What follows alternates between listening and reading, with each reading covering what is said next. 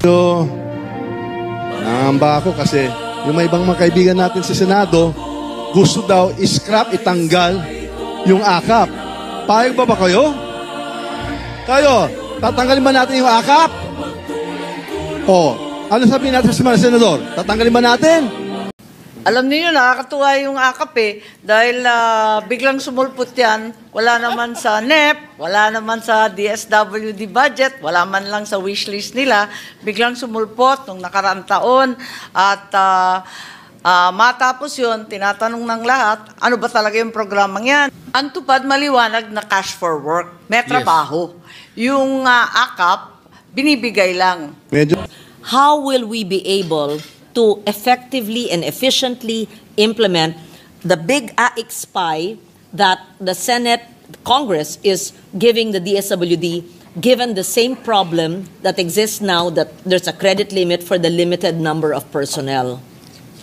Yes, the effort really is right now, kung maaari, ang ginagawa nila, may cash sharing sila na fina-farm out na sa land bank. At nag-umpisa na ito sa Region 4A at saka sa Region 3 kasi hindi na nga kinakaya ng taga-DSWD dahil labis-labis na nga ang laki ng pondo at napakaraming beneficiary. I believe this is a similar problem with TUPAD as well, where there's also a limitation pero on the number of personnel. Pero ang tupad, ang liit-liit lang kung ihahambing compared sa to the AIX. linalabas nila kasi meron silang QRF sa disaster, madali ang pa yun. May AIX, may AKAP, may sangkatutak na programa sa DSWD. AKAP is a new program, yes. Yung SOCPEN, napakalaki nun, yung social pension sa ating mga senior citizen. I'll get to that. I'm glad ang laki-laki na talaga ng programa ng DSWD, pero halos nakapako ang empleyado na permanente sa bilang ng 3,400. Okay. With the permission of the good Senator Legarda, just one question. May I know who distributes the AKAP? Ang DSWD ang siyang nagdi-distribute ng AKAP. Personally? Hindi na, nabasa ko na.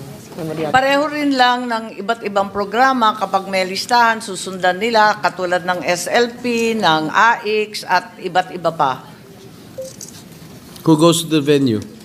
Because no senators go to the venue. Ang atin mga social worker at yung mga empleyado ng DSWD na mga paymaster. Who else? Maraming sumasama na politiko, nakikita naman po natin. Okay. Thank you for your answer, Senator Marcos. Would you like a more specific answer to that? Yeah. Okay. If you may. If you wish to do so. AKAP is a new initiative, yes. You mentioned about what are the programs, just so that it's on the record, what are the programs of the DSWD? I am familiar with the AIX, which has AIX for scholarships, for burial assistance, for livelihood assistance, financial assistance during disasters. And we have the Sustainable Livelihood Program. May I clarify, can the AIX be used for partially damaged and totally damaged homes? Because I tried to look at the programs of the DSWD. Yes, or certainly. Even the AIX can be utilized for disasters. So victims of disasters can also access AIX and use it for food, for medicine, for educational assistance, and also for houses. Although the previous program for partially and totally damaged houses is now under NHA.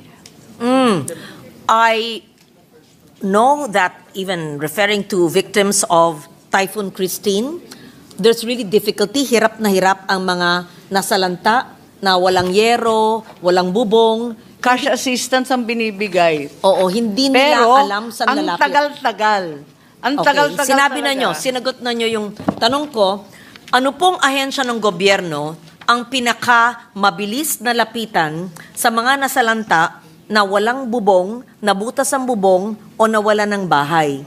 Sa akin po tinatanong kung NHA ba, Shelter Assistance and DSUD pero hindi rin, LGSF ba pero mabagal rin yon, o DSWD? San ho Palagay sila ko, hihingi ng pangbili ng yero?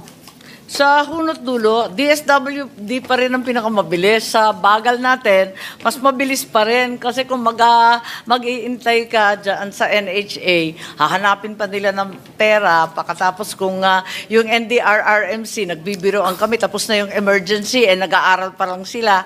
So, at sasagutin ko, DSWD pa rin eh. Okay.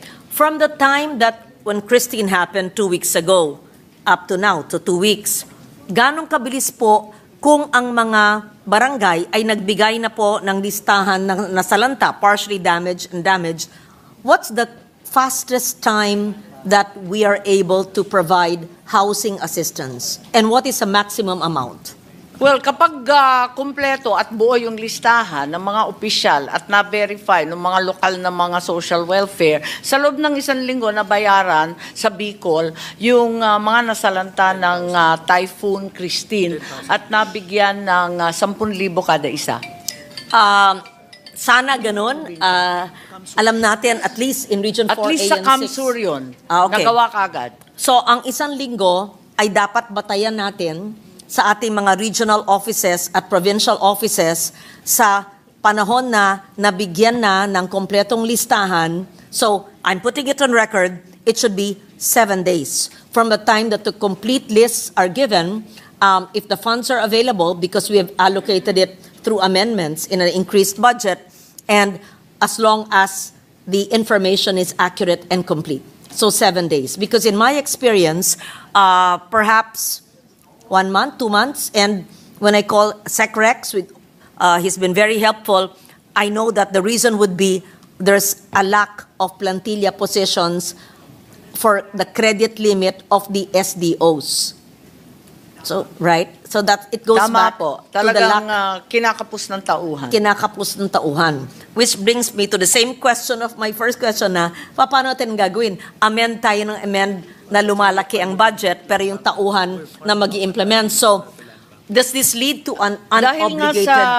Dahil nga sa kawalan ng sagot mula sa DBM tungkol sa karagdagang mga regular items, napilitan na nga yung DSWD na mag-farm out nitong cashiering. Para yung cashiering sa land bank na lamang. Para sang-ayon na yung land bank, meron na silang MOA. Yes. At sana mapabilis at yung mga tauhan ng DSWD, hindi naman mapinsala sa daan o mahirapan o matagalan sa pagbabayad. So, I think that's a good idea to have a MOA with land bank. And so... Nag-umpisa na sa 4A and Region 3. I'm sorry? Nag-umpisa na sa 4A and so Region 3. ang land bank ay Sila na yung kasama payout. Sila ang mag-payout. Oo. The land bank payout masters will go to the barangays and the LGUs. Hindi po pupunta ang mga benepisyaryo ng AIC sa mga land bank branches. Right? Sila ang pupunta. Oo, lalabas sila sa bangko. Yes. At sila na mismo ang cashiering. Okay. Pagkat nga napaka-konti ng tao ng DSWD. Okay. I think that's a good innovation of the good secretary, and I hope we see that this will happen in the next few months. We can see that on the next few weeks, lalo magpapasko, na marami yan nangangailangan na naman at saka ang daming bagyo sunod-sunod. Ang AKAP ay parang AIC, parang SLP ay maaring puntahan. Anong kaibahan naman po ng AKAP sa AIC o pareho lang po? Alam niyo, nakakatuwa yung AKAP dahil biglang sumulpot yan, wala naman sa NEP, wala naman sa DSWD budget, wala man lang sa wishlist nila, biglang sumulpot nung nakaraang taon at matapos yun, tinatanong ng lahat, ano ba talaga yung programang yan? Biglang Pebrero, katapusan ng Marso, tsaka lang lumabas yung mga guidelines. Kaya ang sabi nila, minimum wage earners and low income earners. Ang tanong ko, pareho ba yan ng AIX? Hindi daw, kasi ito daw minimum wage. At sabi ko, may minimum wage rin na namatayan na tumatanggap ng AIX. Hindi ba pareho yan? Kaya't nakakalito po. At sa totoo lang, ang version ng Senado, tinanggal ko na po yan. Dahil ang pakiwari ko, walang programa ang pamahalaan na pag-aari ng sino man. Kinakailangan, lahat sumasapi dyan, at dahil dito, kinakailangan na pag-isahin na isaayos na natin ang mga guidelines. Oh, are you para- saying there's no ACAP in the Senate version? Yes, I deleted it entirely. How much did you delete, Mr. President, Madam Chair? Yes, 39 billion, which was added in the House version, and 41 billion added for AIX. And we're saying that the 39 billion in the Senate version was reduced. And where did you put the 39 billion ACAP? Back to I AIX? leave it to the wisdom of the leadership, and I hope that during the BICAM this can be discussed. My recommendation is, while we recognize the necessity of immediate relief by direct financial assistance, it's imperative that we focus also on social protection initiatives such as those mentioned by yourself, the SLP, Kalahi Seeds, which foster long-term development and self-reliance rather than creating a new ayuda nation. Ayaw natin nun, ano? Kaya eto nga, pinopropose ko na sana dagdagan yung iba na developmental at sa kabila nun, ipagkaisa na ang AIX at AKAP para hindi na nagkakaroon ng selusan, ng turuan, ng kalabuan. Okay. I will stop at that. But to be fair, my brother is a congressman, and I've heard that he helps or joins in ACAP, and the needs of our constituents, our Kasimanwas, are also served. So thank you to the SWD. Yes, I am not familiar with ACAP. I know AIX, but whatever name of the program is, malaking tulong po. Tuwing meron pong darating dyan na DSWD, AIX at Paymaster, nakangiti po ang mga nahihirapan na ating mga kababayan. So, Tama I po will leave yun. it at Kaya that. It's not sang-ayon for po me. ako Yeah. na sana pag isahin na yung pondo para malaking malaki, lahat ng hihingi, mabigyan ka agad, wag na natin paghiwalayin, wala nang turuan, wala nang sisihan, wala nang akuhan na amin lang to, wala nang ganun. Basta may pondo dyan, handa para sa nangangailangan. Ganun lang kasimple. Isahin na natin, at sana madali na natin kunin para sa lahat ng target beneficiaries, all persons subsisting below the poverty line, unemployed, formally employed, self-employed, seasonally, periodically employed, those in crisis or emergency situations such as severe, extended illness, disability, death in the family, working in economically hard-hit sectors, victims of natural man-made disaster, calamity, pandemics, war, or other violence.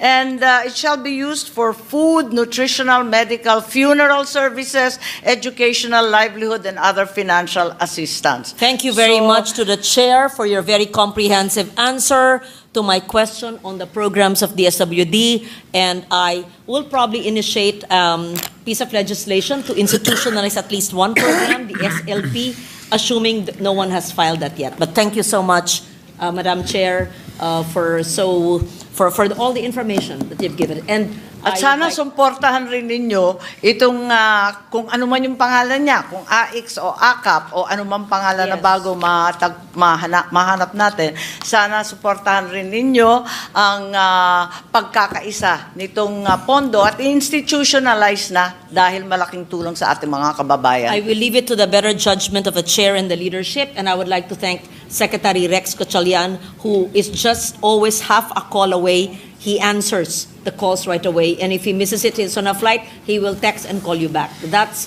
the epitome of a public servant. So thank you also to all in the SWD, especially the 4A and the 6 and everybody in the regions. Thank you. Thank you, Senator Legarda. Before I recognize the majority leader, only one question, Senator Marcos. What is the difference between AKAP and TUPAD? Because you were saying a while ago, minimum wage. AKAP po and TUPAD. Yes. Ang TUPAD nasa DOLE. Yes, I know. Hindi siya Yung sakop ng DSWD. Ang binibigay niyo ba sa AKAP, minimum wage din? Kasi sa DOLE, sa TUPAD, under DOLE, ang binibigay minimum wage. Kung saan ka, kunwari sa Metro Manila, 700 plus, yun din binibigay per day, pero magtatrabaho kayo. What is the difference between AKAP and TUPAD? Ang TUPAD maliwanag na cash for work. May Yes. trabaho. Yung AKAP, binibigay lang. Magkano po binibigay? Based sa menu ng pangangailangan. Yung iba't iba, yung burial assistance, medical, hospital, kung What is the ano-ano. maximum amount that you can give an individual? Ang maximum 10,000. At sinasabi natin na kinakailangan malimitahan sa 6 na buwan. Minsanan lang ang bigay. One time, big time. Pero maximum nga 10,000 What is pesos. the minimum that you can give from the funds of AKAP? Ang minimum, pangkaraniwan, 2,000, 2,000. Pangkaraniwan, 3,000. Alright. Pero hindi mo kailangang pagtrabahuan yan, no? Katulad sa... Ay, sa walang tupad. trabaho Walang dyan. trabaho. Ang sinasabi, sa nangangailangan. Alright. Thank you very much for enlightening this representation.